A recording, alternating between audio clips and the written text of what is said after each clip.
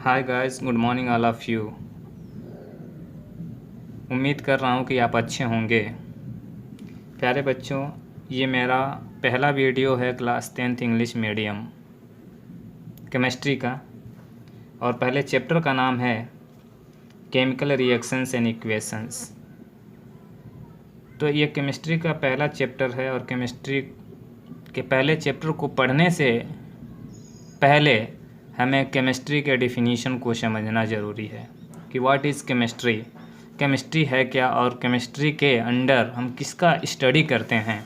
तो सबसे पहले केमिस्ट्री का यहाँ हम डेफिनीशन लिखा हूँ कि केमिस्ट्री को कैसे डिफ़ाइन करेंगे। Chemistry important branch of science in which we study composition, structure, properties, change in matter and also study those law which are responsible for these changes। यानी केमिस्ट्री साइंस की वह branch है जिसके अंतर्गत हम किसी भी कंपाउंड के कंपोजिशन का स्टडी करते हैं कि कौन सा कंपाउंड किन किन तत्वों से, किन किन एलिमेंट से बना है, और उस कंपाउंड का स्ट्रक्चर क्या होता है। जैसे वाटर मालिक्यूल का स्ट्रक्चर होता है, अमोनिया मालिक्यूल का स्ट्रक्चर होता है, मेथेन मालिक्यूल का स्ट्रक्चर होता है। तो स्ट्रक्चर का भी स्टडी हम लोग करते हैं केमिस्ट्री के अंतर्गत।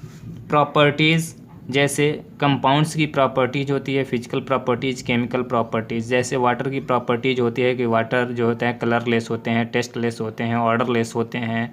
और केमिकल प्रॉपर्टीज़ भी होती हैं कि फला से रिएक्शन कराएंगे तो कोई दूसरा कंपाउंड्स बनाएगा। तो हम इसमें प्रॉपर्टीज़ का भी स्टडी करते हैं।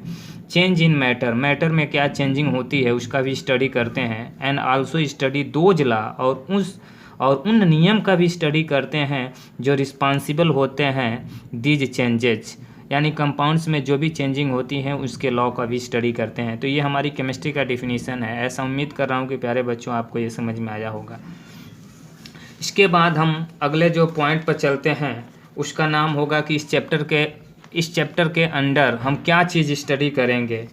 प्यारे बच्चों, काफ़ी महत्वपूर्ण इस चैप्टर के अंतर्गत in this lesson we will study या वी विल लर्न, हम क्या सीखेंगे, हम किस चीज़ का इस चैप्टर के अंतर्गत स्टडी करेंगे। इसमें हम केमिकल रिएक्शन को जानने की कोशिश करेंगे। इस चैप्टर को पढ़ने के बाद हम केमिकल रिएक्शन को डिफ़ाइन कर सकते हैं। केमिकल इक्वेशन क्या होता है, टाइप ऑफ केमिकल रिएक्शंस कितना होते हैं, जैसे chemical combination reaction, decomposition reaction, displacement reaction, double displacement reaction, neutralisation reaction, यहाँ तक कि रेडॉक्स रिएक्शन भी होती है, रेडॉक्स रिएक्शन। तो इन सब रिएक्शन का हम लोग इस चैप्टर के अंदर स्टडी करेंगे।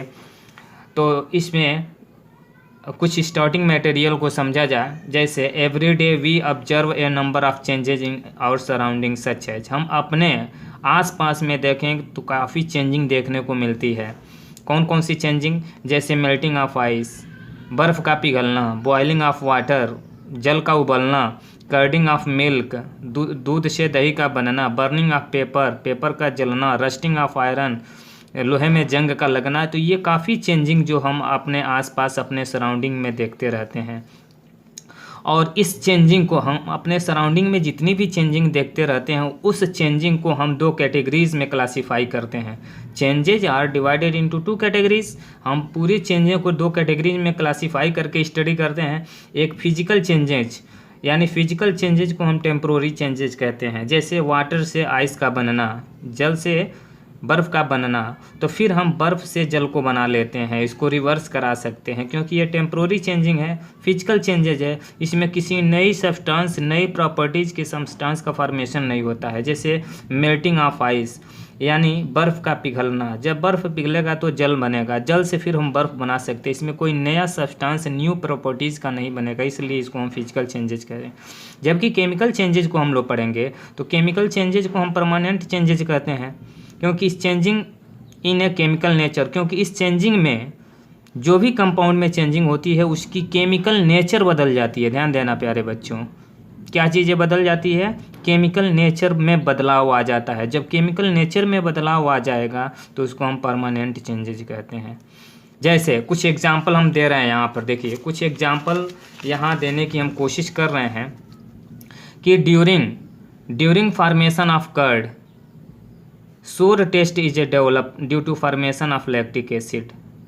जब दूध से दही बनता है तो उसमें लैक्टिक एसिड बन जाती है। जब दूध से दही का निर्माण होता है, फॉर्मेशन होता है, तो उसमें एक नई सब्सटेंस डेवलप हो जाती है जिसका नाम है लैक्टिक एसिड। दूध में लैक्टिक एसिड नहीं होता है, लेकिन दूध जब दही में कन्वर्ट हो जाता है तो उसमें लैक्टिक एसिड आ जाता है। लैक्टिक एसिड आ जाने से दूध की प्रॉपर्टीज में चेंजिंग आ जाती है।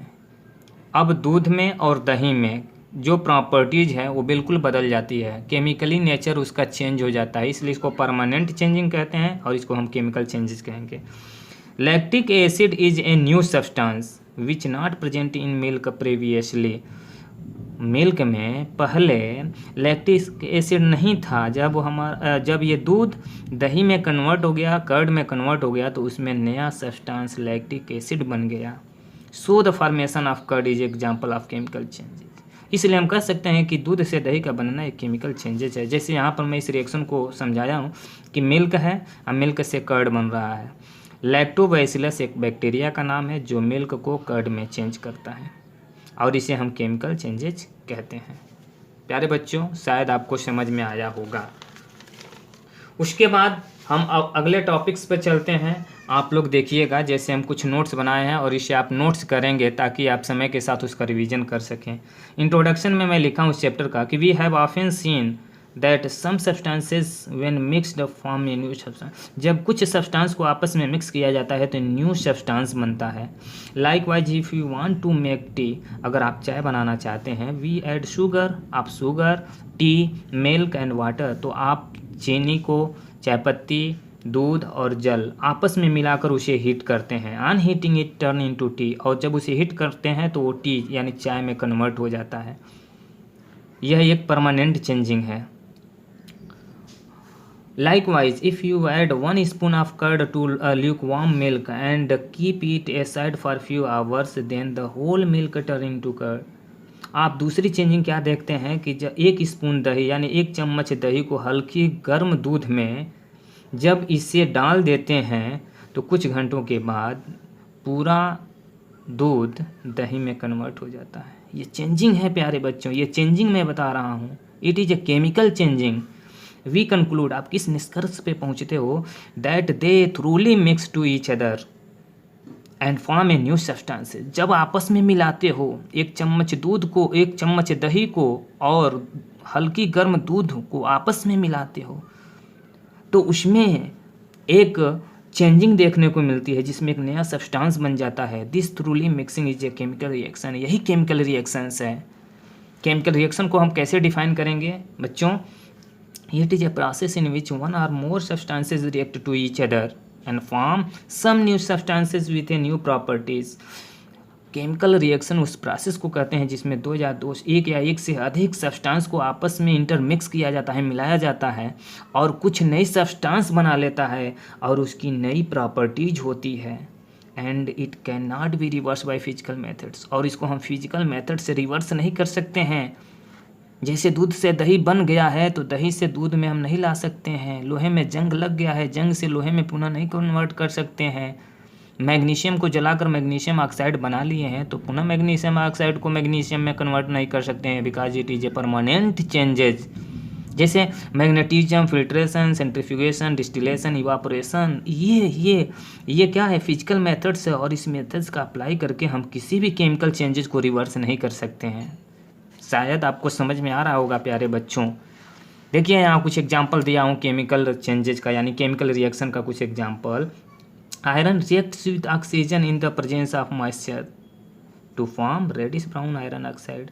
आयरन को जब ऑक्सीजन में रख दिया जाता है, मॉइस्चर जहाँ नमी उपस्थित हो, हल्की फुल्की जलवाष्प उपस्थित हो, तो आयरन क्या कर लेता है? रेडिश ब्राउन आयरन ऑक्साइड बना लेता है अपने सरफेस में। कैसे रिएक्शन करता है? आयरन सॉलिड होता है, ऑक्सीजन गैस होती है, मॉइस्चर में रिएक्शन करते हैं ये दोनों और बना लेता है आयरन के ऑक्साइड, जिसका ये फार्मूला मैं लिखा हूँ, सॉलिड स्टेट में होती है। Whenever a chemical reaction take place one or more of the following changes take place. जब कोई केमिकल रिएक्शन हो रहा होता है तो उसमें कुछ चेंजिंग देखने को मिल सकता है। कौन कौन सी चेंजिंग देखने को मिल सकता है? चेंज इन स्टेट, जो भी कंपाउंड्स में केमिकल रिएक्शन होता है उसके स्टेट में चेंजिंग हो सकती है। चेंज इन कलर, उसके कलर में चेंजिंग। चेंज इन टेम्परेचर, उसके टेम्परेचर में चेंजिंग हो सकता है। इवोल्यूशन ऑफ गैस, और गैस भी निकल सकती है। Some chemical reactions happen in our daily life. हम लोग के लाइफ में काफ़ी रिएक्शन होती रहती है, जैसे डाइजेशन ऑफ फूड का यानी खाना का पचना, रस्टिंग ऑफ आयरन यानी लोहे में जंग का लगना, रेस्पायरेशन जो हम श्वसन करते हैं, रेस्पायरेशन करते हैं, वो भी एक प्रकार की केमिकल रिएक्शन है। फॉर्मेशन ऑफ कर्ड, और दूध से दही का बनना भी एक प्रकार का चेंजिंग है। ये सभी केमिकल चेंजेस का एग्जाम्पल है। रिएक्टेंट्स और प्रोडक्ट को डिफाइन कर लिया जाए प्यारे बच्चों। Reactants substance that are mix, जिस सब्सटेंस को आपस में मिक्स कराया जाता है उसको हम रिएक्टेंट्स कहते हैं। या whole who take participate in a chemical reaction is called reactants. देखिए इस रिएक्शन में मैग्नीशियम और ऑक्सीजन आपस में रिएक्ट कर रहे हैं तो यही प्रोडक्ट है, यही रिएक्टेंट है जो आपस में रिएक्शन कर रहे हैं, जो आपस में इंटरमिक्स हो रहे हैं, जो आपस में मिल रहे हैं और नई सब्सटेंस बना रहे हैं। तो जो नई सब्सटेंस बनता है उसको प्रोडक्ट कहते हैं। The new substances which are formed a chemical reactions, जो केमिकल रिएक्शन के दौरान जो नया पदार्थ बनता है, नया सब्सटेंस बनता है, उसको प्रोडक्ट कहते हैं। प्रोडक्ट को हमेशा राइट हैंड साइड में लिखते हैं, रिएक्टेंट को हमेशा लेफ्ट हैंड साइड में रखते हैं। तो यहाँ देखिए ए और बी कोई कंपाउंड्स है जो आपस में रिएक्ट कर रहा है, इसको रिएक्टेंट कहेंगे, जो बनेगा प्रोडक्ट कहेंगे। मैग्नीशियम ऑक्सीजन में जलाया जा रहा है तो ये दोनों रिएक्टेंट्स है और नई सब्सटेंस बना लिया मैग्नीशियम ऑक्साइड, इसको बैलेंस कर लिया गया है। Let us see few activities related to chemical reaction. चलिए हम कुछ एक्टिविटीज़ करें जो हमारा केमिकल रिएक्शन से संबंधित है। जैसे यहाँ पर हम क्या कर रहे हैं, यहाँ बर्निंग ऑफ मैग्नीशियम रिबन, हम चल रहे हैं मैग्नीशियम रिबन को बर्न करने, जलाने। The magnesium ribbon we has a layer of carbonate on it so before burning we need to be cleaned with a sand paper. और मैग्नीशियम रिबन पर क्या होता है, कार्बोनेट का लेयर आ जाता है, ऑक्साइड का लेयर आ जाता है, क्योंकि मैग्नीशियम एक रिएक्टिव एलिमेंट्स होता है और उसकी सतह पर ऑक्साइड या कार्बोनेट बना लेता है, जिसको जलाने से पहले उसको क्लीन किया जाता है सैंड पेपर से, ताकि वो अच्छे से जले, अच्छी लौ में जले। इसलिए मैग्नीशियम को जलाने से पहले उसको पहले सैंड पेपर से क्लीन कर दिया जाता है। क्योंकि हाँ, प्रोडक्ट कैसे होगा, मैग्नीशियम ऑक्साइड बनेगा प्रोडक्ट, वाइट कलर क्रिस्टल्स होंगे। जो भी प्रोडक्ट मैग्नीशियम ऑक्साइड बनेगा उसका वाइट क्रिस्टल होता है। आइडेंटिफिकेशन क्या है, properties of reactions, white dazzling flames. जब भी मैग्नीशियम को आप जलाओगे तो वाइट डाइजलिंग फ्लेम के साथ जलता है, वाइट सफ़ेद डाइजलिंग फ्लेम के साथ जलता है। यहाँ मैग्नीशियम सॉलिड को हम ऑक्सीजन में जला रहे हैं तो मैग्नीशियम ऑक्साइड बना दिया। ये प्रोडक्ट हैं, ये रिएक्टेंट्स हैं। अगले रिएक्शन को समझा जाए। Reacting zinc granules with A dilute sulphuric acid. अरे बच्चों, यहाँ जिंक के ग्रेनुअल्स को दानेदार जिंक होता है और उसको हम डाइल्यूट सल्फ्यूरिक में रिएक्शन कराने चल रहे हैं, चेंजिंग। देखिए यह एक कोनिकल फ्लास्क है, कोनिकल फ्लास्क इसका नाम होता है, इसमें कार्क होता है, इसमें ग्लास ट्यूब लगा देते हैं। कॉनिकल इसका नाम फ्लास्क है। डाइल्यूट इसमें सल्फ्यूरिक एसिड है। इसमें गुलाबी रंग के मैं ग्रेनुअल्स को दिखा दिया हूँ कि ये जिंक का ग्रेनुअल्स है।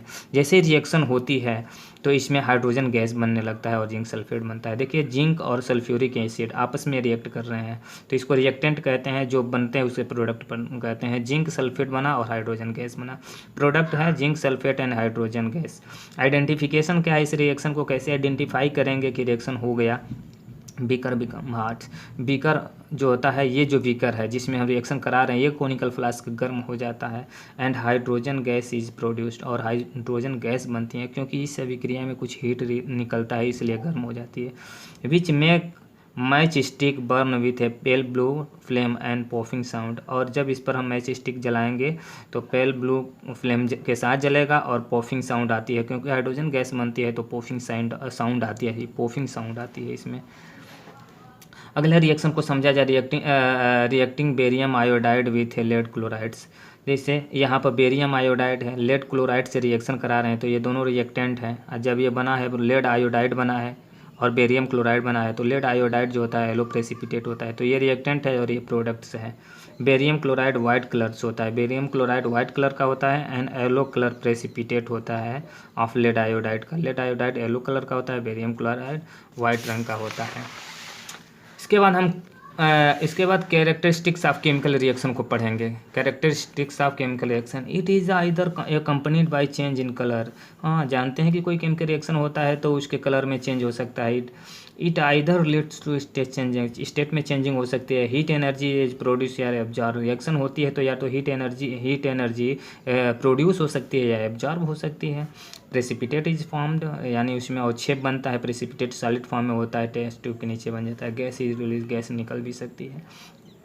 अगला पॉइंट है जो केमिकल इक्वेशन को डिफाइन करेंगे। लिखा है कि chemical equation it is a symbolic representation of chemical reactions, chemical reaction का symbolic representation with the help of symbol of element and formula of compound. जब भी कोई केमिकल रिएक्शन लिखते हैं, जब भी कोई केमिकल रिएक्शन लिखते हैं तो उस केमिकल रिएक्शन में कंपाउंड के केमिकल फार्मूला को सिंबल से लिखते हैं। जैसे अभी मैं दिखाया हूँ, यहाँ पर देखिए थोड़ा सा, यहाँ मैग्नीशियम मैं लिखूँ मैग्नीशियम, यहाँ लिखूँ ऑक्सीजन, रिएक्शन करा कर लिखूँगा मैग्नीशियम ऑक्साइड, तो ये उसका मैग्नीशियम का ये सिंबल है, सिंबॉलिक रिप्रेजेंटेशन है। ये ऑक्सीजन का सिंबॉलिक रिप्रेजेंटेशन है। मैग्नीशियम सॉलिड है, ऑक्सीजन गैस है, ये सभी रिप्रेजेंटेशन है। मैग्नीशियम ऑक्साइड का रिप्रेजेंटेशन है, मैग्नीशियम ऑक्साइड का ये केमिकल फार्मूला है। ये सब केमिकल फार्मूला लिखेंगे। जब किसी कंपाउंड का केमिकल फार्मूला लिखेंगे तो कहेंगे ये केमिकल इक्वेशन है। इसी को मैं डिफाइन कर रहा हूँ कि it is a symbolic representation of chemical reaction, chemical reaction का symbolic representation with the help of symbol of element and formula of compounds. दूसरे शब्दों में it is representation of chemical reactions in terms of symbol. हाँ, कोई chemical reaction में किसी compound के symbol को लिखना, मॉलिक्यूलर फार्मूला लिखना, उसका कितने मोल्स रिएक्शन कर रहा है, उसका स्टेट क्या है, सॉलिड लिक्विड गैस है, इन सबको रिप्रेजेंट करना ही हमारा केमिकल इक्वेशन कहलाता है। As we know all the chemical reaction obey law of chemical combination, वैसे हम जानते हैं कि सभी केमिकल रिएक्शन जो होते हैं लॉ ऑफ केमिकल कम्बिनेशन को फॉलो करते हैं, law of conversion of mass को भी फॉलो करते हैं। Therefore the chemical reaction need to be balance. ये क्वेश्चन प्यारे बच्चों पूछता है कि केमिकल रिएक्शन को बैलेंस क्यों किया जाता है, क्योंकि हम जानते हैं कि जब कोई केमिकल रिएक्शन होता है बैलेंस इसलिए करते हैं क्योंकि law of conservation of mass को फॉलो करते हैं। क्योंकि law of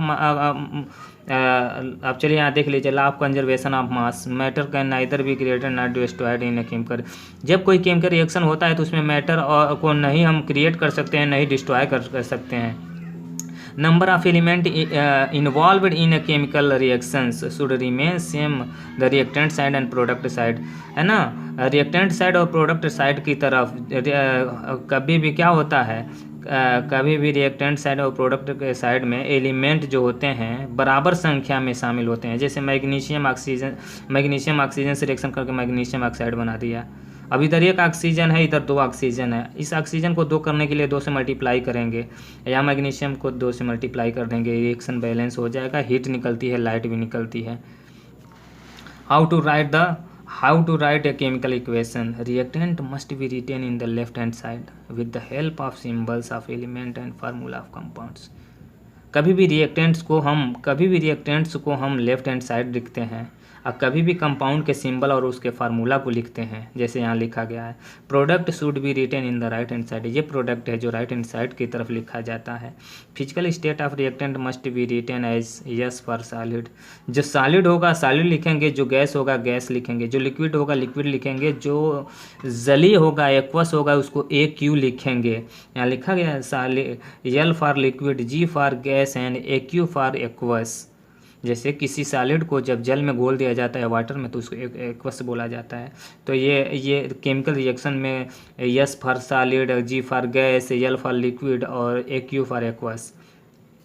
reactant and product are separated by arrow, देखो ये रिएक्टेंट है और ये प्रोडक्ट है, दोनों को सेपरेट कर दिया गया है एरो से। एरो को समझना है, एरो क्या करता है कि रिएक्टेंट को और प्रोडक्ट को सेपरेट करता है। Right plus sign between the 2 और मोर रिएक्टेंट्स आर प्रोडक्ट, 2 अगर रिएक्टेंट है तो दोनों के बीच में प्लस होना चाहिए, 2 अगर प्रोडक्ट हैं तो दोनों के बीच में प्रोडक्ट होना चाहिए, 3 प्रोडक्ट होंगे तीनों के बीच में प्लस होना चाहिए, 3 रिएक्टेंट है तीनों के बीच में प्लस होना चाहिए। बैलेंसिंग ऑफ केमिकल इक्वेशन, तो बैलेंसिंग से पहले हम ये जानेंगे कि स्केलेटल इक्वेशन किसको कहते हैं। The equation which is not balanced, यहाँ देखिए, the equation which is not balanced is called skeletal equation, जो इक्वेशन बैलेंस नहीं होता है इसको स्केलेटल इक्वेशन कहते हैं। अब स्केलेटल इक्वेशन को बैलेंस कैसे करेंगे, balance equation, the equation in which the number of atoms of each elements on the reactant and product side are equal to as the follow of law of conservation of mass। law of conservation of mass के according reactant के side और product के side जितने भी element होते हैं उन सबको इक्वल कर दिया जाता है, क्योंकि matter neither created not destroy, क्योंकि मैटर नहीं नष्ट हो सकते हैं नहीं बन सकते हैं, उसी को बैलेंस कर दिया जाता है। Law of conservation of mass कहता है कि the total mass of reactant must be equal to the total mass of product, that is why we can balance every chemical equations. हम हर एक केमिकल इक्वेशन को बैलेंस इसलिए करते हैं क्योंकि हम लॉ ऑफ मास एक्शंस को अप्लाई करते हैं, और कहता भी है लॉ ऑफ मास एक्शन कि किसी केमिकल इक्वेशन में रिएक्शन में मैटर को नहीं हम क्रिएट कर सकते हैं नहीं डिस्ट्रॉय कर सकते हैं, इसलिए हम बैलेंस करते हैं। चलिए यहाँ पर बैलेंस द फॉलोइंग इक्वेशन, कुछ हम इक्वेशन को कैसे बैलेंस करेंगे। यहाँ पर देखिए आयरन है, जल से रिएक्शन कर रहा है वाटर से, और आयरन के ऑक्साइड बन रहा है और हाइड्रोजन गैस बना रहा है। तो प्यारे बच्चों इसको हम एक टेबल से समझा रहे हैं, समझने की कोशिश कीजिएगा इसी रिएक्शन को। देखिए ये मैं लिख दिया हूँ कि ये आयरन है और ये जल से रिएक्शन कर रहा है और ये बना रहा है आयरन के ऑक्साइड बना रहा है, हाइड्रोजन गैस बना रहा है। अब ये क्या है, ये रिएक्टेंट्स हैं और ये प्रोडक्ट्स हैं, ध्यान से देखिए। अब मैंने लिख दिया एलिमेंट में कौन कौन से हैं। एलिमेंट में देखिए इधर रिएक्टेंट, इधर 3 एलिमेंट है, आयरन एलिमेंट है, हाइड्रोजन एलिमेंट है, ऑक्सीजन एलिमेंट है, तीन टाइप्स के एलिमेंट हैं। रिएक्टेंट के साइड आयरन की संख्या 1 है, लेकिन प्रोडक्ट के साइड आयरन की संख्या 3 हो गया है। हाइड्रोजन 2 है, रिएक्टेंट के साइड हाइड्रोजन इधर भी 2 है। ऑक्सीजन रिएक्टेंट साइड 1 है, देखो 1 है, वाटर में 1 है, जबकि इधर ऑक्सीजन की संख्या बढ़ चुकी है। कैसे इसको बैलेंस करेंगे प्यारे बच्चों, सबसे पहले उसको बैलेंस करेंगे। जैसे यहाँ पर ऑक्सीजन की संख्या जिसमें ज़्यादा बड़ा अंतर होता है, जैसे ऑक्सीजन यहाँ 4 है, यहाँ ऑक्सीजन 1 है, तो इसको बैलेंस करने के लिए इसको 4 कैसे करेंगे, तो रिएक्टेंट साइड की तरफ हम 4 से गुणा करेंगे, 4 से, तो इस 4 एकम 4 हो जाएगा। अब हम जल को क्या करेंगे, इसको बड़े ब्रैकेट में बनकर, क्योंकि हम जल के केमिकल फार्मूला को चेंज नहीं कर सकते हैं, इसके पहले जब 4 से यहाँ गुणा किया हूँ यहाँ 4 से गुणा कर देंगे। ऑक्सीजन 4 हो गया, लेकिन हाइड्रोजन 4 दूना 8, हाइड्रोजन यहाँ 8 हो गया। अब हाइड्रोजन 8 हो गया तो इसका मतलब इसमें 4 से गुणा हो गया, ये 4 दूना 8 हो गया, तो इसमें भी हम 4 से गुणा कर देंगे, है ना, 4 दूना 8, ये हो गया बैलेंस। उसके बाद क्या हुआ, अब आयरन देखिए, आयरन इधर आयरन 3 है और इधर आयरन 1 है, इसमें 3 से मल्टीप्लाई करेंगे, तो इसमें हम 3 से मल्टीप्लाई कर देंगे, तो आयरन कितना हो गया, 3 हो गया। देखिए आयरन इधर 3 है तो आयरन इधर भी 3 हो गया। अब देखिए प्यारे बच्चों मैंने 3 से मल्टीप्लाई कर दिया, 3 हो गया। रिएक्टेंट के साइड भी 3 और प्रोडक्ट के साइड भी 3 हो गया। हाइड्रोजन रिएक्टेंट के साइड भी 8 हो गया, प्रोडक्ट के साइड भी 8 हो गया। ऑक्सीजन रिएक्टेंट के साइड भी 4 हो गया, प्रोडक्ट के साइड भी 4 हो गया। इस तरीके से हम रिएक्शन को बैलेंस करेंगे by heat and trial methods. और आशा उम्मीद कर रहा हूँ कि शायद आपको समझ में आया होगा प्यारे बच्चों, और वीडियो अच्छा लगेगा तो कमेंट्स ज़रूर कीजिएगा, शेयर कीजिएगा, लाइक कीजिएगा। मैं ऐसा उम्मीद कर रहा हूँ, मेरा पहला वीडियो है, शायद कुछ समझ में आया होगा। धन्यवाद।